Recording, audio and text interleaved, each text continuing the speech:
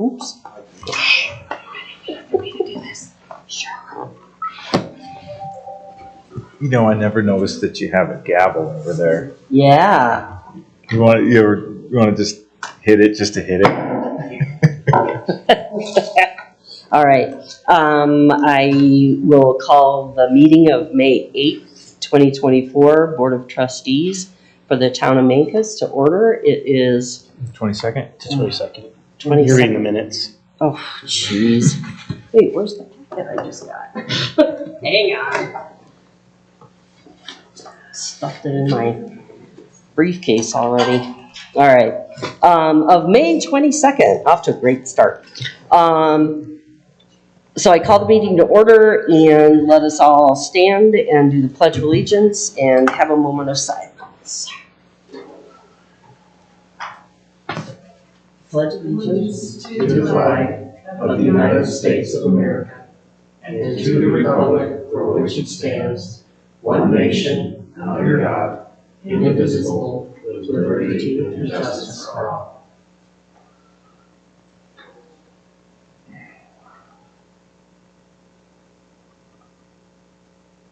Thank you very much. Right. Will the clerk please call the roll? Mayor Cindy Simpson. Where'd you go? Oh, okay. All right. Cindy Simpson. Here. Mayor Pro Tem Brett McLean. Here. Trustee David Payton. Trustee Andres Esparza. Here. Trustee Richard Tokar. Here. Trustee Nicholas Manning. Trustee Daniel Henry. Here. All right. Thank you.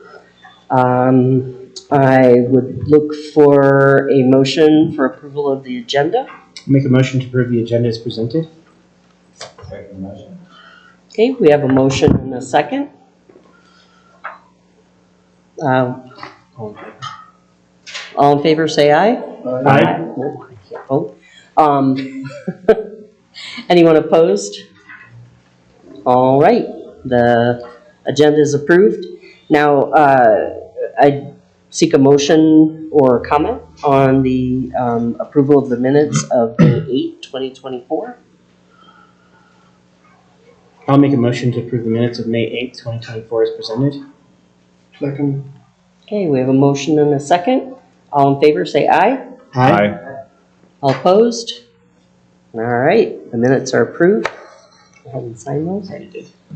Oh, look at you. All right, audience business.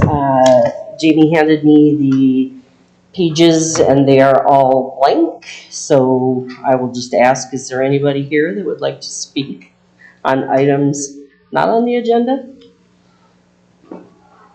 And then, let's see, did we ask for on the agenda? All right, no one is raising their hand or approaching the microphone, so we will move on. Announcements. I have two. I don't have any background. You have one? Okay. I have a couple of them. Justin has one.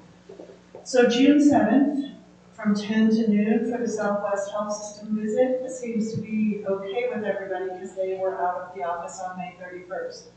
The people that I heard back from said they could make it. So does that work for you all? What was the times again? For the hospital visit, Friday, June 7th, from 10 a.m. to noon. If that works for you all, I will reply back and we'll get started on putting that together, send you guys more information. I think it's fine for me. I'll have to check my phone but. Yeah, I think I replied that it's not okay for me, but if it's good for everybody else, then go do it. Yeah, I'm actually out of town. And then I will be out of town for the last meeting in June. I'm going to attempt to keep your agenda extremely light that meeting. We may have a public hearing for a planning commission item if we receive the information in time. Other than that, I will not be here. I will not be available. Jamie will be able to assist you in the department heads on more than you. Is that the week after CMO? It is. Okay. I will be gone the last week in June and the first week in July. Okay. I will not have access to internet. Oh, No so you live access in to my internet, that neighborhood. sounds fun. Yeah, it's, no access to internet. My husband is not bringing his laptop, so I said I wouldn't bring mine, I wouldn't use email. And, yeah, it's 2 solid weeks, so, That'll be good for you. yeah, first time in 16 years. So. I wonder what kind of withdrawal symptoms you'll go through. I probably absolutely not, to be honest with you. So, but yeah, JD will put the packet together and Okay. you guys run the meeting and the department heads, they got their stuff down. Cool. All right. And then just, we put out on the Marshal's office Facebook today, but we're gonna start, stop sign blitz, if you will. Starting to write more tickets for stop signs as tourists and everything are coming into town. I would have noticed they got a lot more complaints about stop signs failing to stops. So, and it's $160 ticket, so. I mean, I know our residents aren't gonna be happy, but if we catch somebody running a stop sign, we're gonna write it. Why are you looking at me? I thought you guys already started writing them, because I've been getting quite a few comments. Oh. Well, we have, but we're gonna start targeting a few 4-way intersections that we've been seeing a lot more of. So is this all traffic violations in general? We're mainly concentrating on stop signs, but just because you have to sit at a stop sign and watch it and observe it, it's harder to do speeding and everything else with that. And so, like Main Grand is one, Menifee and Willow is one, and then on Bauer we'll try and it's really around the post office 4-way. There is where we get a lot of them. So those are our 3 main intersections that we're going to look at. Okay. So the other streets, totally speed. No. Because they'll be sitting at the stop signs. You can run a stop sign on Main. Right. If you do targeted enforcement, that's not. Okay, thanks for letting us know. Any other announcements from staff? Any announcements from the trustees? Alrighty then. I wanted to say thank you again for handling the retreat and the last meeting. My work and my family take me out of town sometimes, and sometimes I get sick. Oof. Yeah, that was a tough week. All right, so committee reports. Any information on Montezuma County Commissioner update? He is not here. I did, with regard to his last report on that sales tax issue, the county, I did speak to the county administrator. They are not willing to rescind their resolution to allow us to put an ordinance forward. So we will not be placing an issue on the ballot in November of 2024. David and I have saved all the information. We'll get that for November of 2025. So. Okay. I forgot to take the student views on the agenda, I apologize. I was going to say, real quick on that. Yeah. What's the earliest we can put it on the resolution forward for the ballot for 2025? I believe we can do it anytime after the November 2024 election. Okay, because we might want to go first It's all right. as soon as possible. Yeah, we have it on our calendar. I also had asked if we could do a special election, and we are not, that type of issue could not be done during a special election. Just in case theirs doesn't work and they try to do something funny. So our earliest opportunity for an election is November of 25, or a regular municipal election in April of 26. So we did calendar it, and we'll bring it back to you all, and with forward then we can. cool. Now, student liaisons, we're done until fall, and then we'll do another round. I have to take that off, I apologize. I'll make sure that's off moving forward. That's okay. Stuff happens. Region 9 update. Anything? No, I don't know. July, I think. No meeting. Okay. CDOT TPR. No meeting, the next meeting is in June. Right. Okay. And Montezuma County Planning Commission update. We looked at one application for subdivision and they recommended approval. It hasn't been heard but it was in sphere of influence. As always, we definitely had our comments read into the record, which is great. Awesome. It seems like overall commissioners are really thinking through water issues quite a bit. So we're talking about it a lot at the point. So we're still making our standard comment of, please don't count on the water dock. Yeah. And I just got another email from the planning clerk. Mhm. So once I look at my emails tomorrow, I will be forwarding that to the trustees and the planning commission with kind of my standard. If there's anything in our 1 and 3 mile radius, you all will receive it with a, hey, look at this one and look at this one and tell me if you have any comments. Yeah. If there are no comments, then David's helped me draft kind of a standard, be aware of water, can't use the water dock. The water dock is not a guaranteed source of water comments. If I do receive comments, then again, I can combine those, put it on my letterhead and send them. Yeah. Cool. All right. Looks like we're done with committee reports. If somebody has something else. I have to say, after our training, the P&Z had a meeting, and I went home. I forgot I was the liaison. So, yeah, so I'm working on it. I'll get there. All right, so discussion and action items, Mancus Liquor LLC, liquor license renewal application. Jamie? Yes, I am asking for your approval to approve the Mancus Liquor License LLC. It renews May 29th in 2025. There have been no violations in the past 12 months, and the marshal's office does not have any objections to the renewal. Okay. Any comments, questions? Is the applicant here? Okay. Liquor store in town.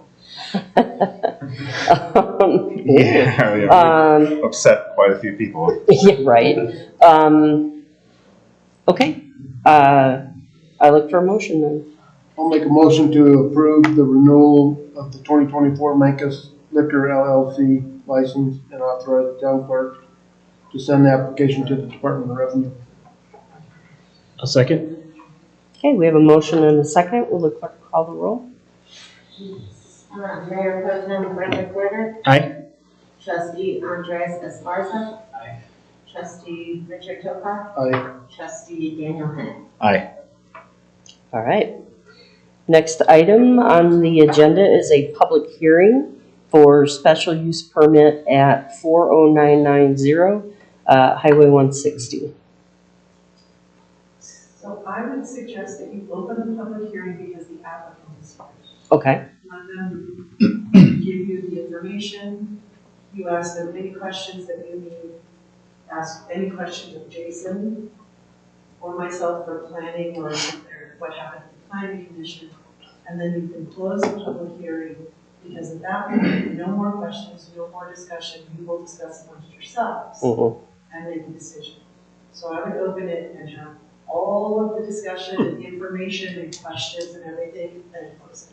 But Okay. don't close it until everybody's at the table, because once you close it, it is solely up to you all to discuss and decide. Okay.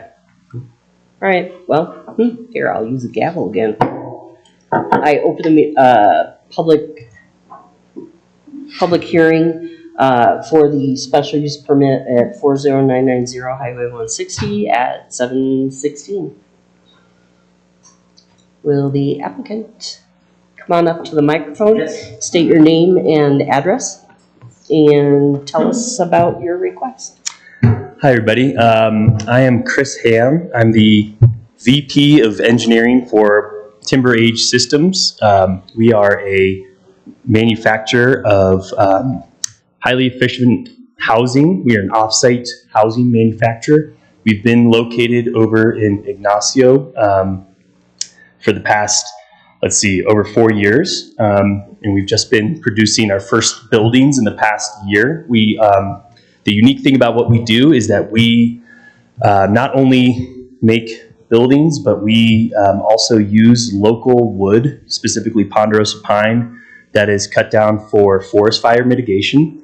And we produce a wood panel, it's called cross-laminated timber, out of this ponderosa pine.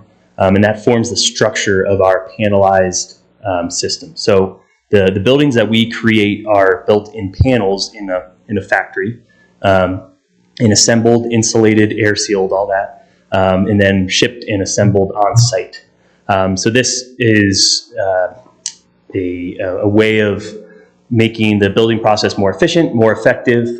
We're also very focused on sustainability, which is why we're using this wood that would otherwise be burned or would be sold as firewood. And so there's a strong focus on sustainability as well as affordability. We're doing this because our mission is to elevate communities through innovative materials and methods that transform the way we design and build. And we really see this as an opportunity to help build up Mancos and Durango and in our area. And so we have rented the space, the building at 40990 and Highway 160, the warehouse there. And we are looking for the special use permit for, I guess it's technically light industrial. And so because we will be in this space, we will be producing these wood panels as a part of the assembly process. And that requires essentially planing wood boards, gluing them together in a vacuum press. It's all a very sort of manual process, but it does require some amount of woodworking. And then there is a process where we are putting the framing on the outside of these panels, wrapping it with a weatherproof barrier, insulating it, and all that, and then they get shipped out from there, flat packed and shipped out from there. So that is the nature of the business and the reason why we are pursuing the special use permit. And I welcome any questions. All right. Is that the red warehouse down there? The Exactly, new one? the very new one. Yeah. Okay, yeah, that would be nice. So just for the record, how are you going to handle, because I know these are always problems, or it comes up, noise and sawdust mitigation? Yep. So noise, we are not too concerned about the amount of noise we make. I mean, we're going to keep all of our equipment inside, and it is, at our current operations, other than we are not concerned about us exceeding any decibel rating that would be of a concern to the neighbors, especially outside of normal working hours. Okay. We do start early in the morning. We start at 6 a.m.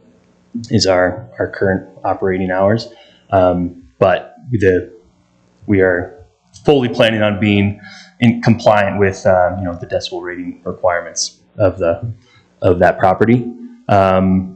So that mostly means keeping those operations inside the building. I'm sorry, what was the second question? Sawdust. The sawdust, yeah. That is going to be handled by a large industrial dust collection system. Essentially, this is a system that is going to be connected through ductwork to every piece of equipment that produces sawdust. Okay. And then it's actually going to be collected and sent directly into what's called a briquetter to make briquettes that we are planning to sell for wood burning. So so there will be a series of the whole system of ductwork running throughout the building that will collect all this dust. Yeah. Cool. I was hoping you were figuring out something to do with the sawdust. Yeah. And not having it just sitting outside catching on fire. Or Definitely. blowing around the neighborhood. Any other quesquestions? I got a couple. Yeah. So you're gonna ship this stuff out. The access that's in there, how many vehicles are you estimating a day in and out of that? So we've been talking with It's not the CDOT. best in and out. I mean, it's a right in, right out only. Yeah, no, it's And so it's pretty tight. the amount of vehicles are mostly going to be personal vehicles and trucks that are going in. on a daily basis. And then we will have, on average, we're saying 1 delivery vehicle per day, and that is a smaller, that's not like a big trailer necessarily. 18-foot or 18-wheeler or anything like that. No, but the 18-wheelers, we would expect, so yes, we will plan to have a bigger trailer, which is what we flat pack the panels on to go out. The biggest we've ever done is like a 53-foot step deck trailer. Those we would expect, again, this will be a couple months until we're really up and running, but we would expect likely 1 of those a week is what we're planning for. Anything else? Yeah, I mean, I'll be honest, I wish I would have had more of this information sooner. The application didn't have that much information in it, so a lot of the stuff you're saying is the first time that we're hearing it. Okay. So I had a lot of questions. You've answered some of them. What about like eastbound traffic? We're going to have a truck route? In answer to all of the access questions, because it's the highway, they actually have an approved permit from CDOT. I spoke with Brandon Reader personally about this, and CDOT has 0 issues with the traffic count, the type of traffic, with the level of traffic, or with the vehicles that are going in and out of there. The last time I spoke with CDOT, they were waiting for some information about the surrounding use property from the current property owner. But Randy Reader didn't have any issues at all, and they were willing to issue an access permit. And that is one of the things that we have asked for, is an issued access permit. Yeah. So I don't know if they've received the actual piece of paper approving it, but I did speak to CDOT personally, and they have 0 problems with what's being proposed there. They're not recommending an intersection improvement. Intersection improvements, because that was one of my things at the very beginning of this, was what's going on. And CDOT has no issues with the tenants. They're accessing a state highway, so that's CDOT jurisdiction, not county jurisdiction. So basically, we just have them prove that they got the right permit from CDOT. Correct. Okay. And if CDOT approves anything on 160 on random or random that they own, he said, we don't know when we'll see that. So do we have to worry about traffic coming, if you go out and then you got to go down to Monty and then come back on Grand, or? Yeah, basically, go down Monty, exactly, and do a big loop and come back. I think that's the only way. What are the implications of that on Monty? It's gonna. Wallwood and Western Excelsior have been there. They're already there, so yeah, it's already So, and I would say the other use on Monty, the Aspen Wallwood business, their traffic count and large truck traffic count is more, way more. Oh yeah, far exceeds. I don't think it's gonna make a big difference. How often do you guys have to re-level or redo Monty? Due to the potholes? Twice a year. No, you said twice a year. Twice. No, I think you do it more often than that, don't you? Well, we grade it and then we cover it with dust control. Yeah. At least twice a year. Okay. Yeah. It stays pretty well. It's just right there at the stop sign is a big issue. Spins out. Okay. What's the estimated size of the workforce? So we are right now 8 people. 5 people will be working out of there full time. We have job openings for another 4 positions. So we'll be, hopefully by the end of the summer, we'll be at least 12 working out of there. Yeah. Say it again. Yeah, we have, right now we're split between Durango and Cortez, which is one of the reasons why it works nicely. So yeah, of our current workforce, it's 2 coming from Cortez and the rest coming from Durango. And But, what yeah. kind of storage are you gonna have out? Are you gonna have quite a bit of storage out? Because you guys are probably gonna make more than you ship. Yeah, the plan is to store assemblies, like finished panels, just on the west side of the building, basically out in the yard there. And then, yeah, that's basically it. Just the finished panels will be sort of stacked over there. Wrap them in plastic or something? Tarp them. We also have, as part of our a building permit application, putting in a just a covered area, like a metal. Keep the weather off them. Exactly, just to keep the rain off, kind of like a hay, honestly, like a hay barn type of thing. It rains here once in a while. All last Yeah. week. Okay, any other questions? No. Andres? Got any more, Okay. Daniel? Got any more? So, yeah, so it's just, you're assembling the panels and then you're sending them back to Ignacio or how's that? No, they get assembled on site into Oh, okay. meaning Sorry, yeah. so at the project site. So they will come out of the warehouse, again, get stored in that west portion of the lot, and then get loaded onto the trailer whenever they get shipped out. And then and then be assembled directly onto the foundation wherever the project site is. Okay. Staff, do you have any further questions? Or do we have any questions of staff? Do you have any questions? Yeah, I mean, the planning commission asked some great questions too, and they ended Okay. up, unanimously recommending the special use permit. We ran it through Safeco, Mm-hmm. and they felt like it fit the definition for the manufacturing light. And, so we proceeded with this. Okay. And the panels are being, the wood is being. Milled I elsewhere. was gonna say created, and that's not the word. Milled Yeah. at At Aspen. So we are renting space from Aspen Okay. and doing our sawmilling operations over there. Okay. So they're like building the lumber. At the Dolores or the Mancus? Minkus, just right, Minkus, yeah, right right here. over here. Yeah.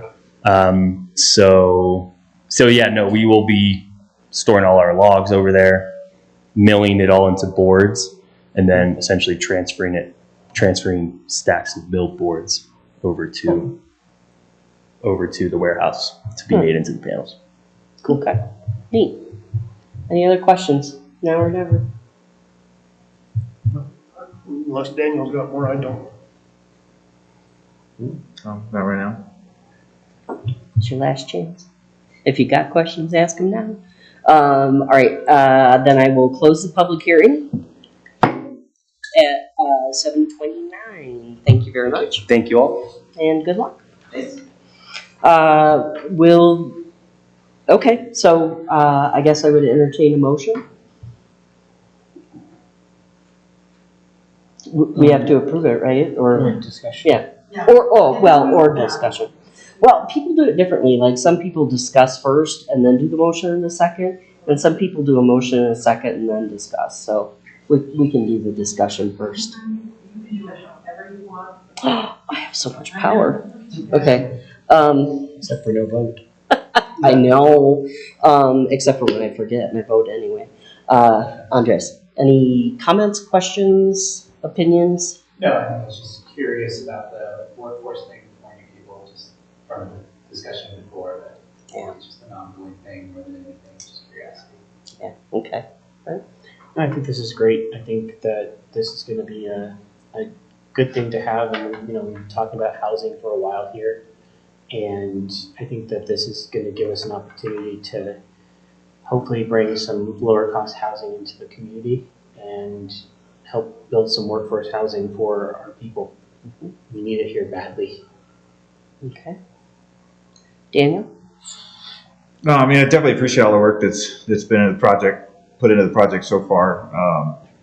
I think my biggest criticism is lack of information before this hearing.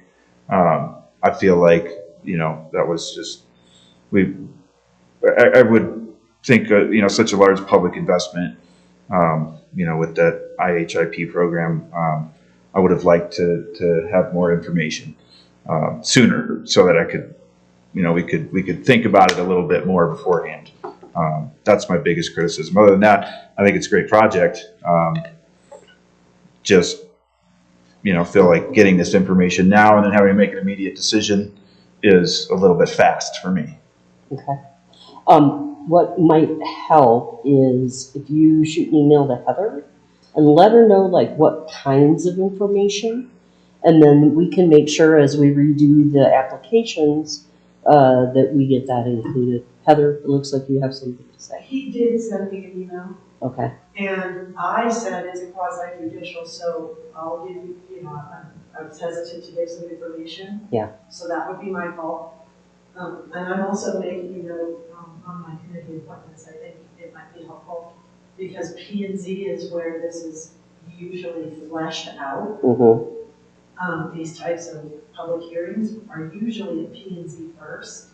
So I'm just making a note when we get to P&Z. Yeah, I mean, I just thought we'd get more That would be than helpful. just a permit application, some statements, some plans, something more in writing that we could have taken some time to review. So I was just going through the appointments in the packet because I think that might be helpful. Mm-hmm. Okay. All right. And Richard. So my main concern is the noise at 6 a.m. with the housing around there. That's my number one concern. We do have residential nearby. Very close. That's a concern of mine. I think it's a great program, and I hope it all works well for you. I think it'll be good for the community. So I wish you luck. Okay. Yeah, I think it's needed. I think it's a cool idea. And I have the same reservations about the noise because I'm right across the highway from there. But it meets the zoning and they've met all of our criteria in the code. So, yeah, And that is one of the things about a quasi judicial is it is fact-based. Do they meet the code? Are there any legal objections? Now, you can approve with conditions, but it is not, I don't like this kind of business, so I'm going to vote no. right. In this specific public hearing arena, you're a judge, and here are the facts, and that was kind of like with CDOT. If CDOT approves it, Yeah. we agree. I do agree with Daniel in that giving us more robust information Yes. not only allows us to get a better picture of what's going on in town, but also if we get questions, then we can kind of field those with And people. I have a note, I do have a note for moving forward for Yeah. special use permits, That would which be is the so meeting. very rarely. But I do have a note moving forward that we will provide you with much more information. Yeah. Yeah, cool. Yeah, because the more information we can read ahead of time, like Richard just said, the shorter the meetings. It speeds it up. We don't have to have so many questions. Well, and when there's the municipal code, the potential negative impact on the neighborhood is a very difficult one to assess. And so the more information we have, the better we can understand that potential negative impact. So that was, I think, my biggest reservation.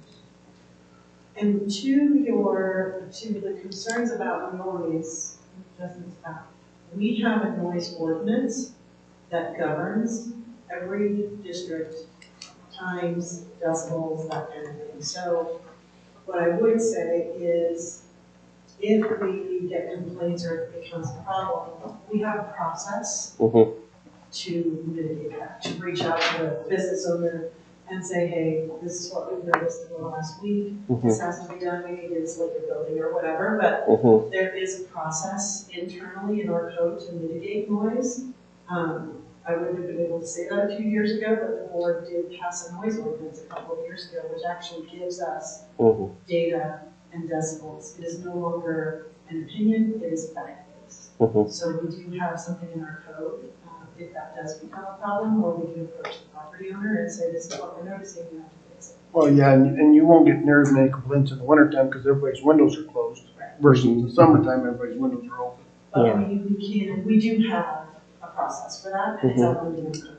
Is that under our nuisance ordinance? I believe so. Noise ordinance, okay. And it's All right. decibels for the hours Yeah, and in commercial or residential. So. Okay. Where we're gonna run into it is, well, not really, because, even the overlook is, I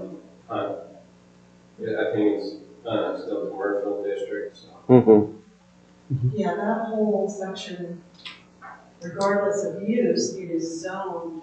right, Or mixed use, so it's zoned commercial, mm-hmm, and so we have to enforce based on how it's zoned.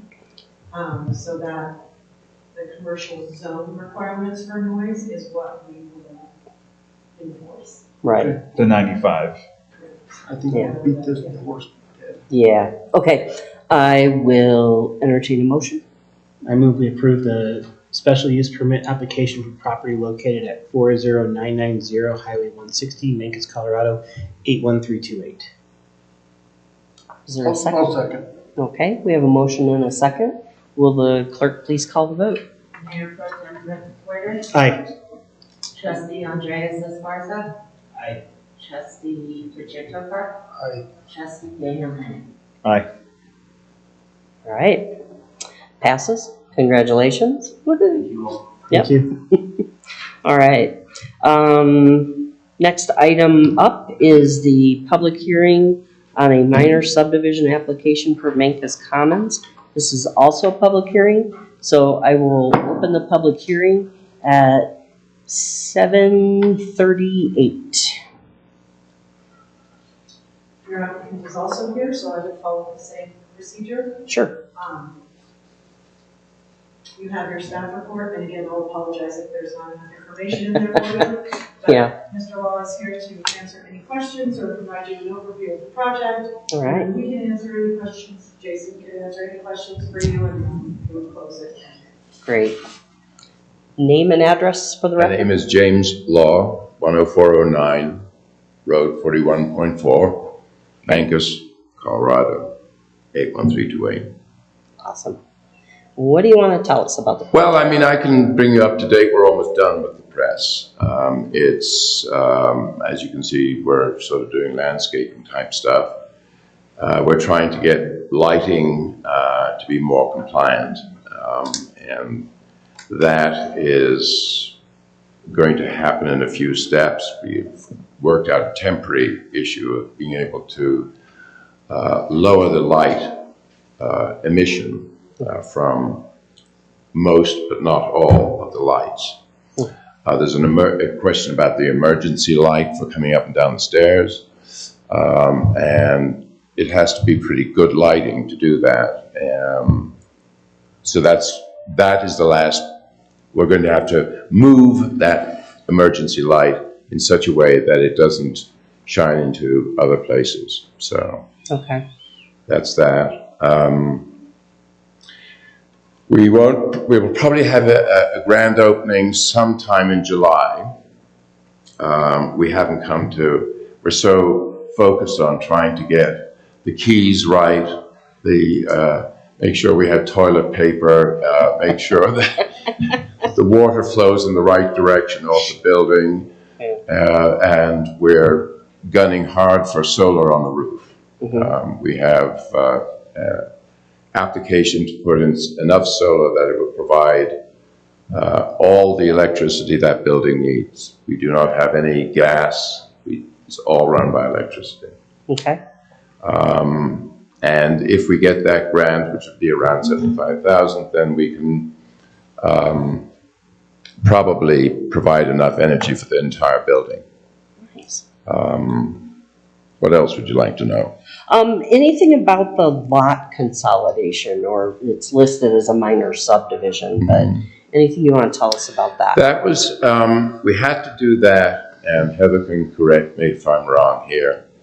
This was not in my particular bailiwick, but nevertheless, we had to consolidate that because of the Department of Housing's specification on giving us the grant for the workman's housing up above. Am I right? Yeah, basically what's going on there is that What the Division of Housing gave them the money just to build a residential court, Mhm. not the commercial. Hmm. So they needed that clearly delineated. So that was one thing. And when you basically turn that into like, we call it condoizing the property, that triggered the minor subdivision. There was also some question around, how the lots had built across them. There were two there, they needed to be consolidated to a division. So, Right. fixed a couple of things with this particular. Yeah, why wasn't this done before then? Was that? Why wasn't this done previously? If we can't be building across the lots, right? Why was it not, why is it coming to us instead of it having already been done?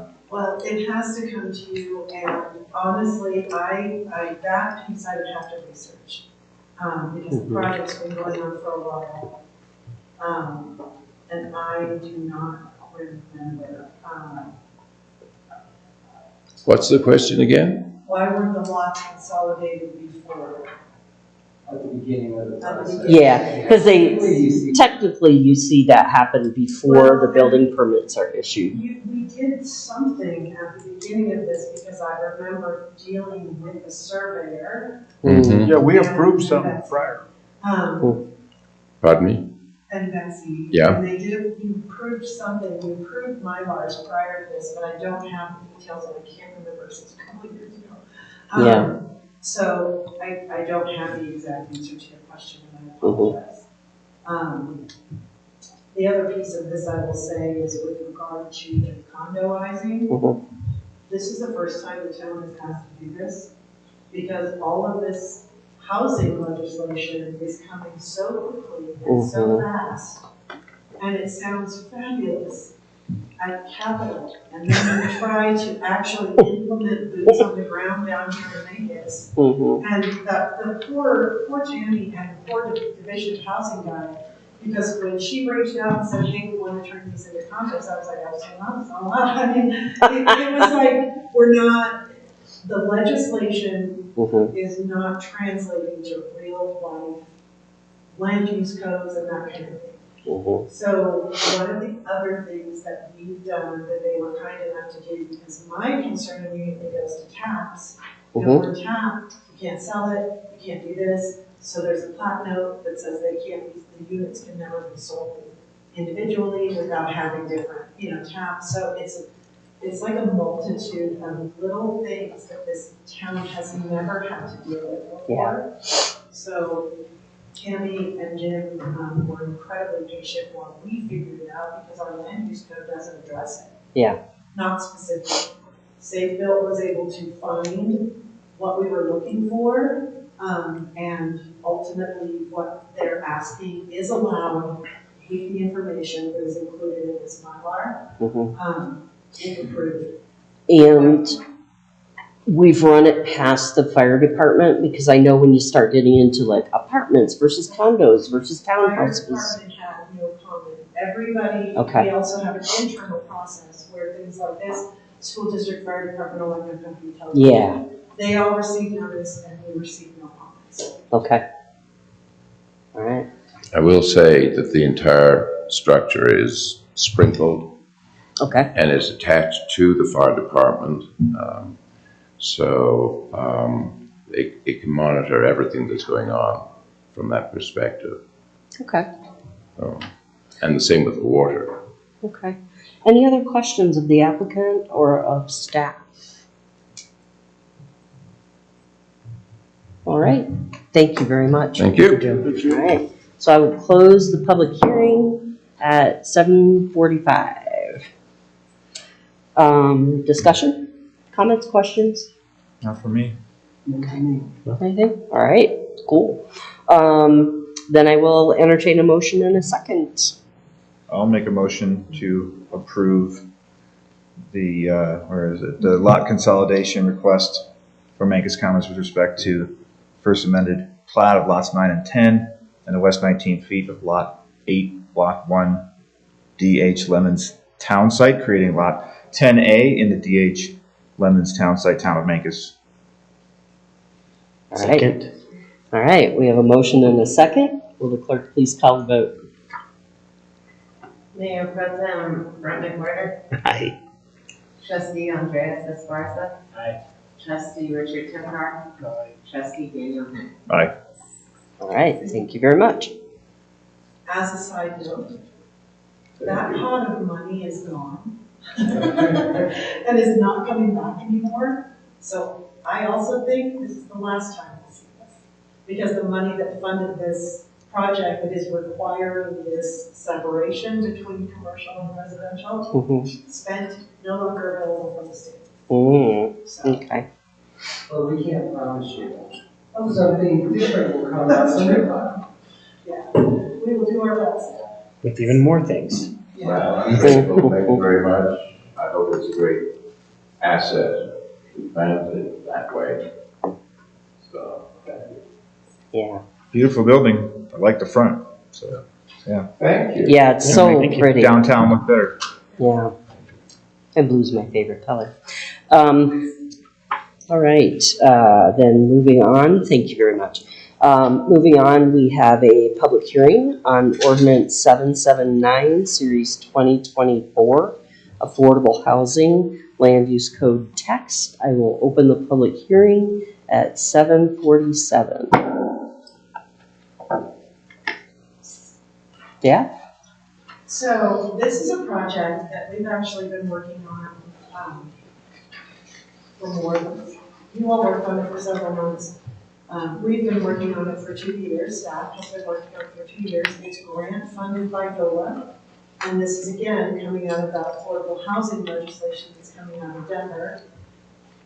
What we are required to do in order to be eligible for certain funding opportunities is we were required to update our land use code with some strategies. The strategies outlined in the document that I actually just put on your desk.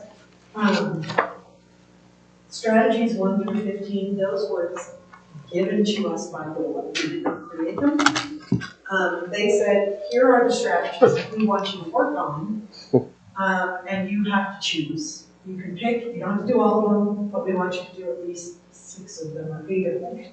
So some of them we already had in our land use code when we did it in 2019 with regard to mixed use development and denser development and that kind of thing. So you're welcome to read the ordinance and at least go straight to my comments. But these strategies, the strategy summary, is basically what's going to give you the meat of the information. Every strategy I addressed. If there are no comments from you, we are not adopting those strategies. The board and the planning commission met several times with Elizabeth. Over the last year, she came down, we had some joint workshops and talked about all of that. This ordinance is a result of those meetings. Some of them, like number 8, and number 9, and number 10, those are already in our code, so they're not addressed in this ordinance. Anything that says ordinance 779 is what the new strategies that we are adopting. Item number 4 is actually a process that we are adopting. So again, you're not going to see it in the ordinance, but DOLA is requiring that we agree to expedite review of any affordable housing building applications that we receive. So for Macon, it's not, that was a very low-hanging fruit item, because if we receive a complete submission, we're turning it around relatively quickly. Again, these strategies were drafted with Denver in mind, where you have like a 6-month wait for a building permit. We don't have that issue here, but we are able to accomplish what they were asking, so we're taking the win with them. And then the ordinance itself was heard at the planning commission meeting. There was extensive discussion, and they had several questions, which I have addressed in my comments here in red. And then I put their question in there, and then I put my thoughts or my kind of response to that. Like on the contours of requiring the plat, the contours, they thought, is this an onerous ask? No. No, it's not. I was just yeah, that's so critical to drainage for the town, which is something we're getting into. What we would like to do as a matter of process for staff and for the public is anytime you submit a plat or a survey, we want the same information on every single one. So you have the latitude in this ordinance to take out that contour requirement. However, every other project other than affordable housing is gonna require contours. So we're gonna have to remember that. So it's more just a matter of, I'm sorry if you don't like it, but every single plat that comes before you, or every single plat that we're reviewing has to have that information on it. Yeah. And the same thing with like the proposed streets and alleys and easements. If you are proposing nothing new, then it just doesn't go on there. You don't have to meet that requirement. So, let's see. Again, with the protected covenants, they thought maybe we could remove that. And while the replats are not, required, and you can't create new covenants and restrictions with a replat. A plat in general should have all of the same information on it. And if they don't have covenants, you don't get to add new covenants. So you just leave that blank. I'm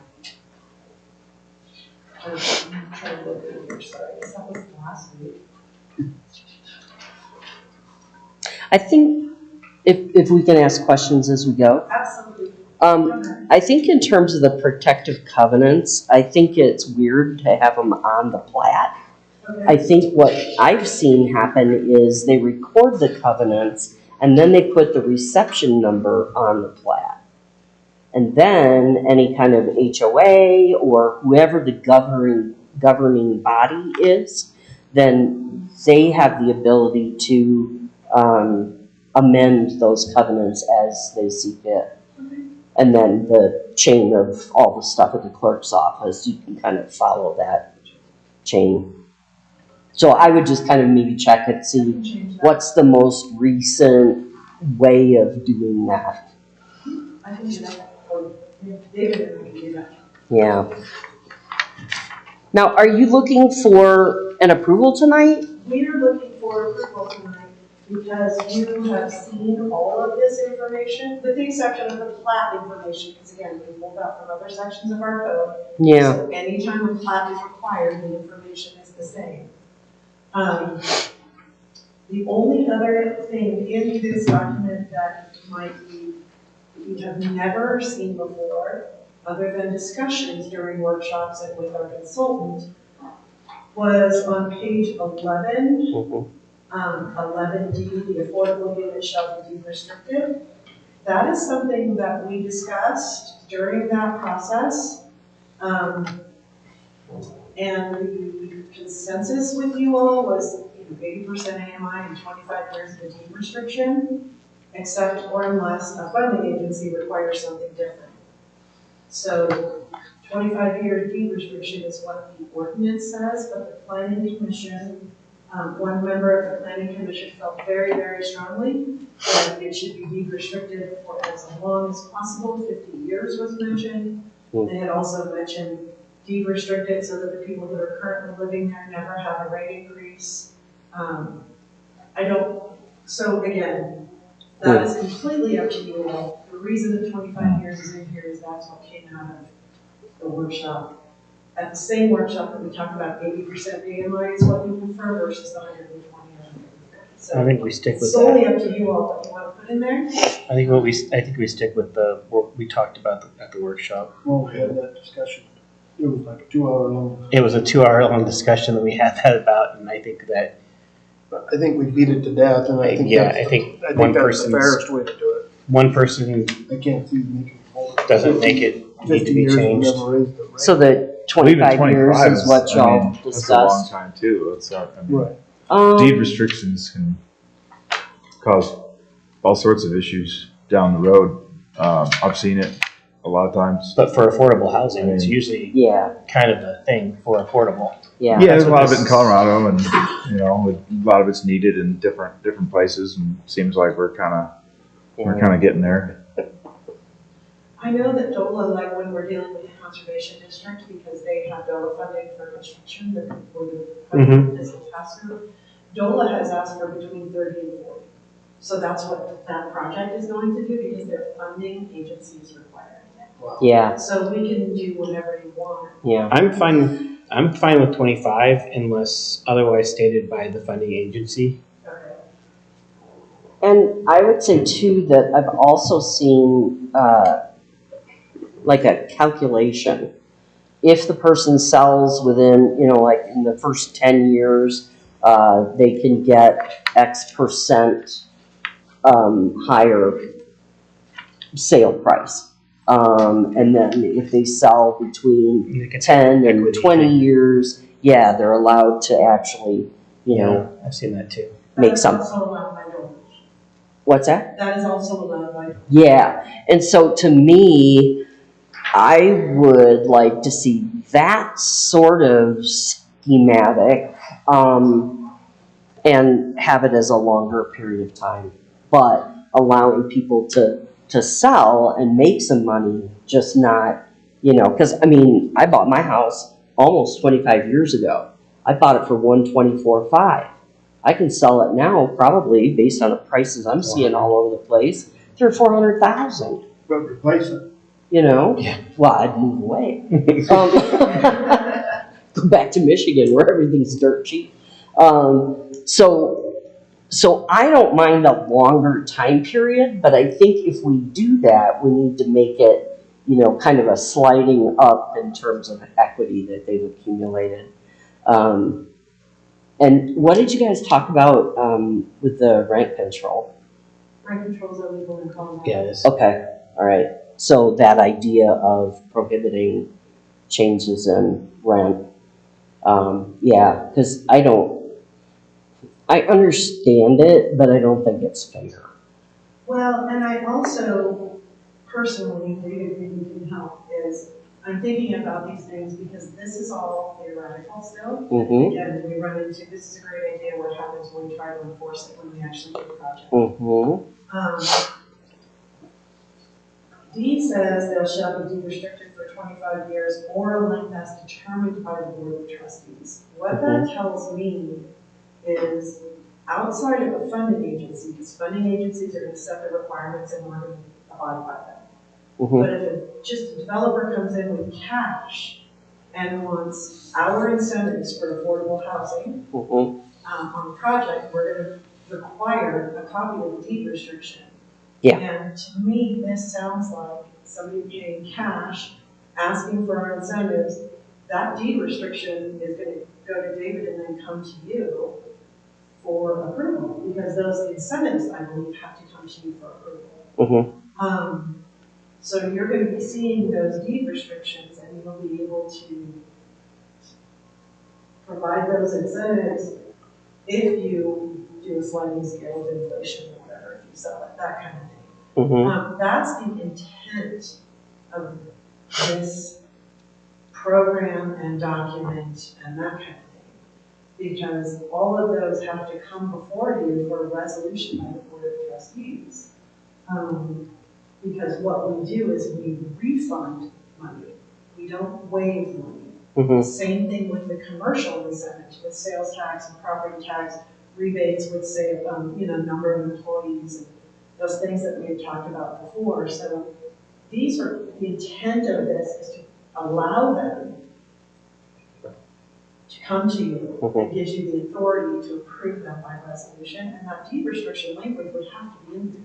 Oh, yeah. That's kind of the intent of this and the original discussions, and when we get our first one, we're going to be saying, here's everything that we think we need, and it's going to come to you all for approval, and if you need more information, you're going to say, right back to the next meeting, we want more information. Yeah. Does that make sense? It does. On that D, though, I would like to see the option of equity building allowed. And maybe we do that on a case-by-case basis. If we do it, we're going to have to be really careful because you don't want to be arbitrary and capricious. So, so that's a thing. So maybe what we do is I reword that to be very specific, that this comes, it is determined by the Vegas Board of Trustees via resolution, because then you're guaranteed in this code see those documents, ask questions, and place whatever conditions on them you want to. So maybe I reword that somewhere in there, as determined by the Vegas Board of Trustees by resolution. Because a resolution can only be approved by the board. Mm-hmm. So. And then would that also then, if the funding institution has something specific, then we would just approve whatever. Yeah, that would be up to staff then to know and say, look, DOLA requires 30 years. So in your resolution, the reason it says 30 years is because DOLA is going to require that. You can't change that, but you can add some kind of equity building if you want to. That Okay, yeah. Okay. Sweet.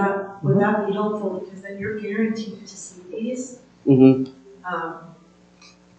And you can discuss and ask the applicant and make those decisions and approve the conditions or deny or whatever. Yeah, I think so. Again, this is I just keep coming back to, we have no idea what this looks like in real life, how it's going to work. We've written the best processes we can, we've written the best code language that we can, but until we see the first one or two, we're going to hope. Yeah, I'm so gun shy because when I was in zoning in La Plata County, a big affordable housing project went in up by the college, and they sold them dirt cheap, and I could kick myself for not buying one, but they didn't deed restrict anything. And so all these people that had a ton of money went in, bought up all the units, and then sold them for like 5 times what they bought them for. In the span of like 2 weeks. You know, it was like, yeah. And it just like, so I'm so like, oh my God, let's not do something like that. You know? So that's why I'm just a little nervous about it. Well, and as long as we say because we're saying they shall be deed restricted for a minimum of 25 years. And I'm gonna add some language in there that says affordable units shall be deed restricted for a minimum of 25 years or length as determined. And then I'm gonna actually add a sentence in there that says deed restriction shall be approved by resolution of the Board of Trustees. Because then, even if they're saying, oh yeah, we're gonna do it for 25 years and we'll give you your equity, you still have to see it and approve it by resolution, even if you love it. Yeah, and then like you said, we can approve it with conditions. And So I'll add that sentence in there. Just gives us a little more leverage. so then can we approve this ordinance with conditions that you're gonna add this? If you choose to.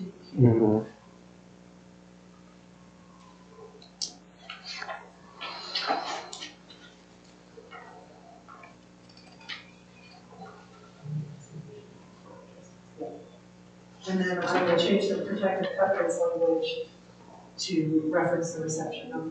I think so. I mean, you could check with the clerk and say, what do you usually see? Maybe the clerk over in Montezuma and La Plata County,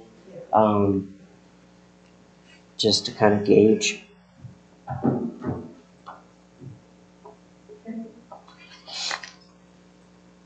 Otherwise, excellent work.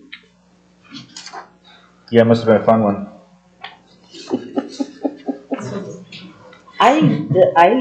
This one must have been one I missed. It wasn't in the packet. It wasn't. No, I mean the whole big discussion thing.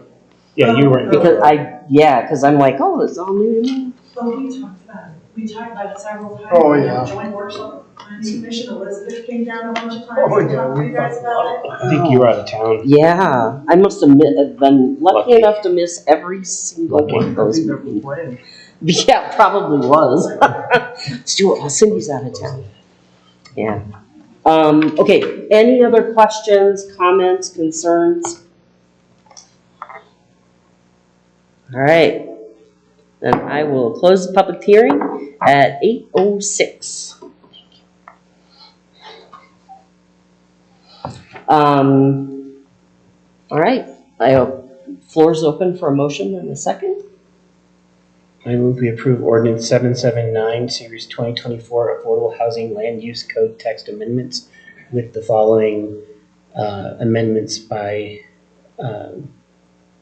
for the covenants and the deed restrictions.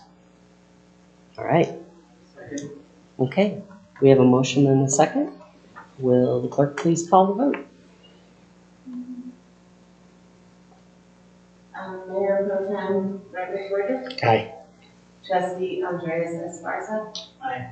Trustee Richard Tucker. Aye. Trustee Daniel Hunt. Aye. All right, approved with amendments. Awesome. All right, so now we have Resolution 12, Series 2024, Revised Financial Authorization. Yes, we closed our general fund operating account and opened a new operating account, so I need an updated resolution to give to the bank. Nothing is different from the last time you approved this after the election, it's just a new account number. Are we allowed to know, like, what happened? They were washing checks, I think is what it's called, and then we found it, took it to the bank, and Brad was reading and responded, we did the police report, did the investigation. He has like a check in Louisiana or something? Yes, some check in Louisiana. I don't have the results of the investigation because I was outside of our bailiwick, but. Yeah, but it was one of our checks. It was actually one of our checks, and they signed washed- by Jamie and myself, and they had washed it, and the number was out of sequence, and the date was out of sequence. So, but I will say, everybody involved was amazing. Brad was generally on the spot, the bank opened and closed just like that. I think we're getting our money back. It $9,300 or something, so Wow. we're definitely getting our money back. Admin staff created a list of all of our outstanding checks, and those will be cleared through the new account. And then, for those of you who sign checks or when you see Board of Trustees checks, since the beginning of time, our general fund checks have been green, they are now going to burgundy, and they have enhanced security. So we used to order them through a local vendor, and they're kind of ordering directly from the bank, enhanced security, that kind of stuff. Yeah. So you'll see burgundy general fund checks instead of greens. But yeah, it was found and done and completed within 24 hours. Wow. Everybody involved was amazing. Yeah, great job. Thank you all. Nice to know. Yeah, all right, cool, thank you. I just wanted a little more information. Okay, so any discussion on this at all? So I would look for a motion to approve Resolution 12, Series 2024, et cetera, et cetera. I'll make a motion, we approve the Resolution 12, Series 2024, the resolution approving authorization for the mayor, Cindy Simpson, and the mayor pro tem, Brett McWhirter, town administrator, Heather Alvarez, and town clerk treasurer, Jamie Higgins, to sign on the town of Mancus checking and operating accounts, and approving the town administrator, Heather Alvarez, and the town clerk, Jamie Higgins, to sign on all other town Mancus accounts. I'll second. Okay, we have a motion and a second. Do we need individual vote, or are we okay with a panel vote? Yeah, roll call. Oh, okay, yeah. All right, will the clerk please call the vote?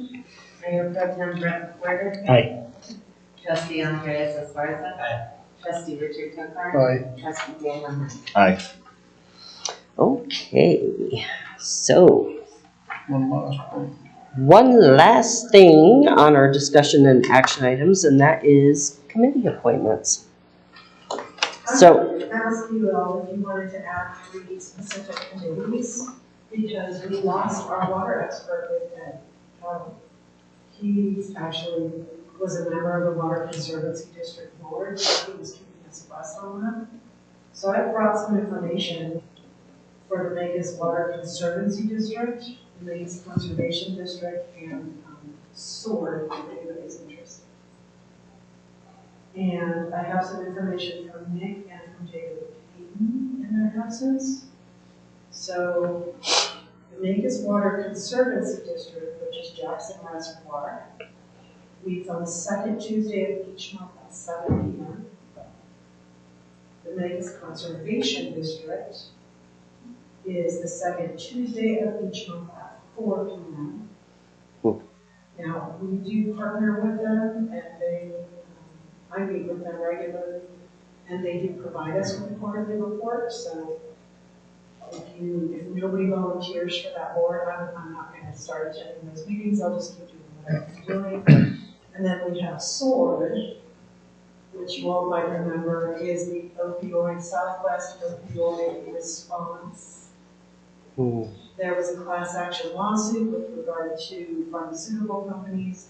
They're doling out money in that settlement over 19 years. The town of Vegas received $5,000 over 19 years, so like $200 a year. Everybody in the Region 9 district agreed to give our money to Region 9 to the SWORD group so that they can deal with opioid response. Because individually our money can't really accomplish anything. Justin got on that board, got it going, I've taken over, but May is when my term expires, so I wanted to offer that up for anybody who potentially didn't know about that, because that would be a new committee. It's available to you all now that it's kind of running and doing its thing. They meet on the second Wednesday of each month at 2:30 BC. So, Nick would like Region 9, and we can have 2 people. So Nick would like Region 9, if nobody else is interested. And David Payton is interested in either the Creative District or Friends of the Library. We do not have a Friends of the Library representative now, and we haven't for a while. Cindy will do this.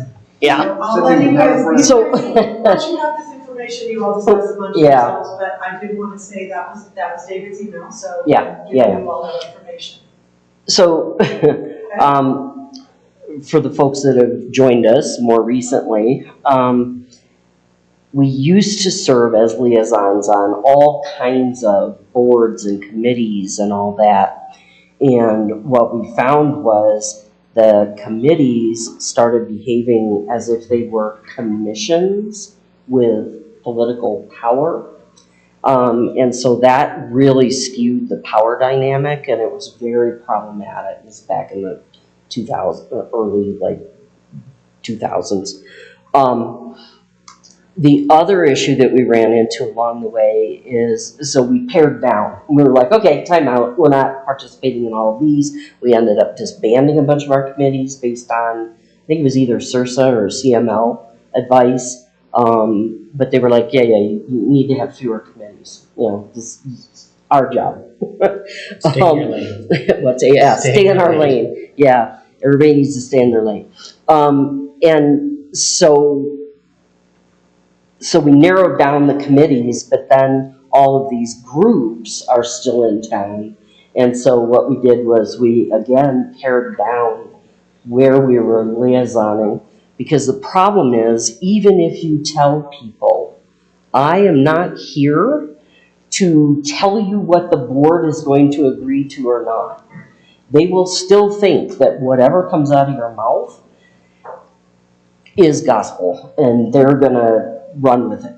And so, one, it sort of renders us silent on a lot of these, and a lot of these, personally, I think, are more appropriate for staff, department heads to be our liaisons, because they know the inner workings of what's going on. They can give much better information to the groups than we can, and they can bring much better information back to us. So I would just caution, as we have this discussion and we make some decisions, that we be very, very careful which groups we sit somebody with for those reasons. So talk amongst yourselves.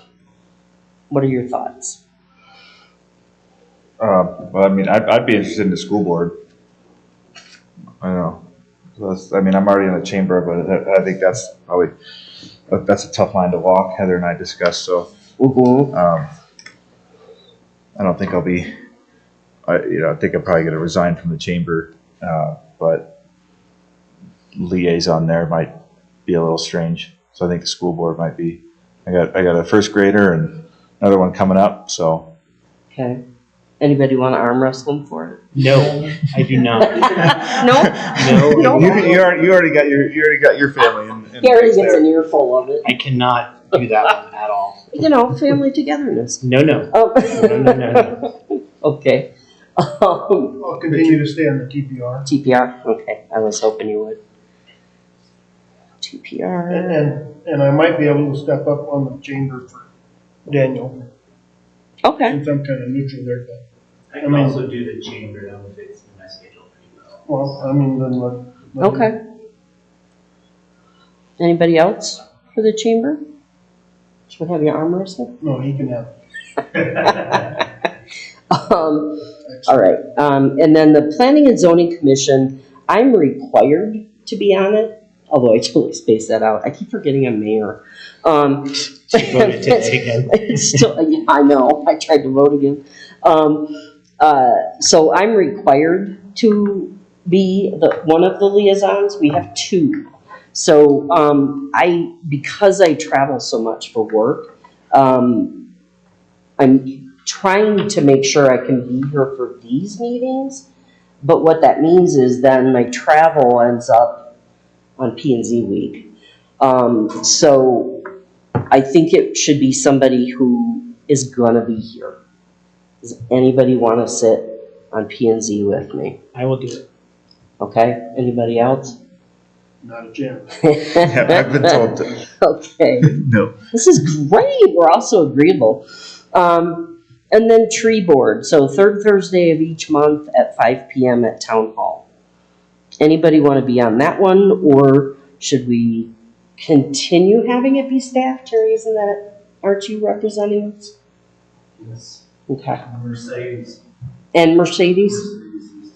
Okay, I haven't had a trustee liaison since Michelle Black was mayor. yeah. Are you guys still comfortable on that tree board? Mercedes says yes. Oh. That was great. Staff will pick up whatever is not, whatever you don't choose, the staff will pick up. Okay. Yeah. It'll happen. We'll make it work. There again, it's y'all that are gonna have to figure out who's gonna cut what down and trim whatever and plant whatever. So once you guys figure your piece out, then I'll. Yeah. Yeah. Okay, so it looks like, Principal, did I hear that? yeah, I worry about that one a little bit just because we have had previous issues with them taking what we've said as more direction from the town and then it being a liaison position. So I think if David would like to do that one, I think he would have to be very understanding that what the role is. Mhm. And I know that there's new leadership over there, so that is different since you were there last. Yeah. I think they would. Well, and see, it's the Friends of the Library, it's not the library. So it's a all volunteer group and, I think Dave would do well. And we have David on the creative district. yeah. I think that would be better. Yeah, I think we have a lot more interaction with the creative district. So to me, We meet with them quarterly. yeah, and to me, I think I would rather see somebody there than on the Friends of the Library, because Friends of the Library is a strong group. They're very vital. They go for it, and I honestly think that the issue was due to enthusiasm as opposed to any sort of political machinations. We do give some tax revenue to the creative district, Mm-hmm. We do. so it would be good to have some more oversight of that. Yeah. Yeah. So let's do this. Let's go ahead and take Friends of the Library off the list, if you guys are all okay with that. And then what I made notes of, and correct me if I got any of this wrong, P&Z is Cindy and Brent. Tree Board's gonna stay with staff to be determined by Heather. TPR is Richard. The chamber is Andres, and Mancos Creative District is David. School board is Daniel, and Nick wanted Region 9. That's Yes. awesome. And then the Water Conservancy. I was just gonna say, any interest in Banks Water Conservancy, Jackson Lake, Conservation District, or Sword? I wished I had some knowledge of water, I'd help you out, but I don't. I have the knowledge, but I think, you know, if anything untoward is happening, they're gonna let us know right I think away, for me, I would think. my biggest issue with that one is I think my wife has a meeting on that same night, Mhm. and I have kid duty then. Okay. And she has a meeting Banks in Water Durango. Conservancy. The Conservation District, nice but not required. We do have a very close relationship Yeah. with the Banks Conservation Yeah. District. What about Sword, second Wednesday of each month, 2:30 via Zoom? Right in the middle of my lunch. I can't. Yeah, Wednesday's a big teaching day for me. So staff will keep that one because the SWORD bylaws require that we have somebody at those Okay. meetings. Staff will keep those. We'll also talk about this at our next department heads meeting and get some feedback. Okay. The only other one is Region 9, we can have two. I'm the second on TPR because I'm the chair of the TPR. So Richard and I will do that. 2 for planning and zoning, 2 for Region 9. It was Denise and Jason. Now we have Nick. Do you want And staff Jason. to continue to be the secondary? Or Yeah. is there somebody else who has a lot of interest there? No? Okay. Okay. Can you make the rest of this work? Okay. And in terms of the Conservation District and the Water Conservancy District, are we all okay if Heather decides whether staff should participate with those and observe? Okay. All right. All right. Do we need to vote on that? I guess we, no? Okay. All right. So thank you all for being so agreeable and spreading ourselves out perfectly. All right. So items for June 12, 2024 meeting. That noxious weed workshop has been changed to water and wastewater site visits at 5 p.m. Mm.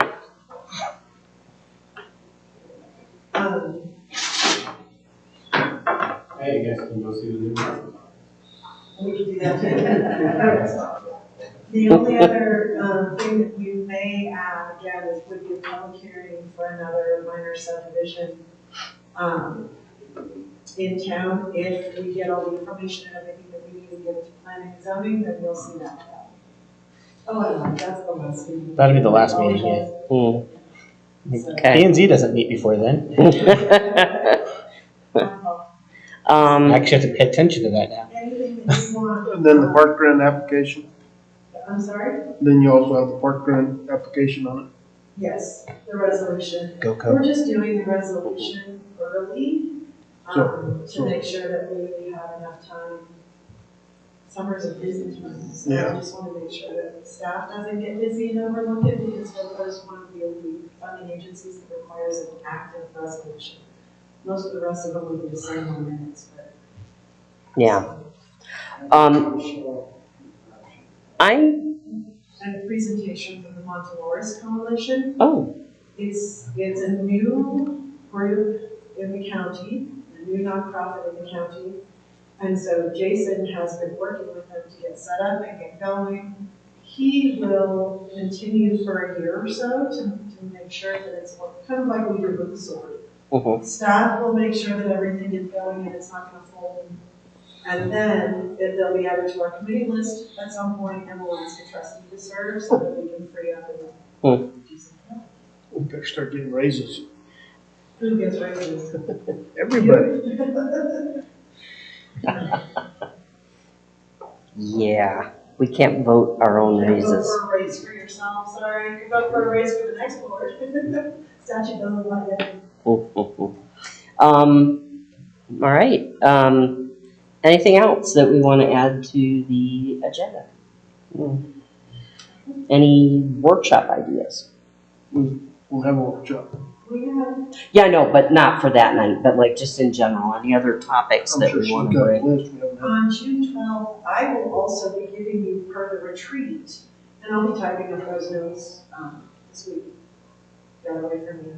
But I'll be typing up the notes and stuff, but you will see, just as an FYI, kind of here's some information for you. You'll see the water sufficiency memo. You'll see the fiscal update from 2015, and then the one we just did in 2024. And then I have code enforcement on a future workshop. All of that came out of the May 18th retreat. And then there may be a couple of other items that I'm not. Okay. I'm wondering if it would be helpful, based on our discussion tonight, if you all just come and tell us, like, just walk us through an application for like zoning and building, okay? And just kind of, so that everybody knows, like, Safe Built, and Tony does this, and Fred does this, but we don't know who those people are, maybe. I'm also working on, and I can absolutely do that ahead of time at one of the workshops, to kind of keep it informal. Yeah. But I'm also working, Sam Light offered to come back and do specific training on quasi-judicial, which is your public hearings. Oh, nice, yeah. So he can't get back until September, so I'm so sorry that there's a couple of months left. But he is planning on coming back and doing some training on quasi, because again, it's got your acting as a judge. Yeah. So, but I will also add to the workshop list of items that I have for workshops. They also have those trainings online.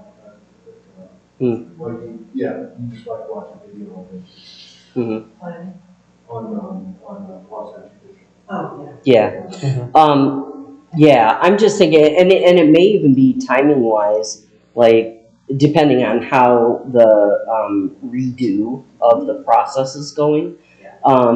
If it'll be fairly soon, then we can wait, I think, if you guys are okay with that. If it's gonna be a year, maybe do it now. So that, because I think that we're more likely to be approached on matters of development than almost anything else. Well, and I will absolutely do that, and then I'll plan it on a workshop. What we might run into are timing issues, because in July, you all start seeing budgets. Workshops. But we usually do that once a month, so you have another meeting where there's a free workshop. So I have another, again, workshop, code enforcement, planning, even if it's an informal planning discussion. And then quasi-judicial, if Sam can't get here in September, we will actually make that topic at a workshop. And then there was one other thing at the retreat, I think, and I'm working on it right now. But I'll get those notes typed up and get them sent out too.